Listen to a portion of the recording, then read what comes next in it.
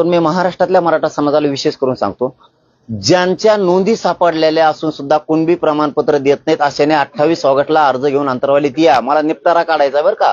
पुन्हा पुन्हा सांगतोय मराठा समाजाला, ज्यांनी व्हॅलिटीसाठी अर्ज केलेत पण व्हॅलिटी देत नाहीत त्यांनी अर्ज घेऊन 28 ऑगस्टला या. मला ते अर्ज घेऊन ठेवून तुम्ही सुद्धा इथंच राहायचंय.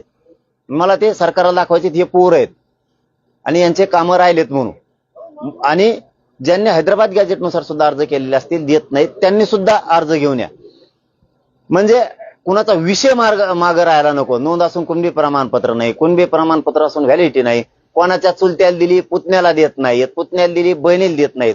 तुमचे ते अर्ज घेऊन या, तिकडे पण अर्ज करा.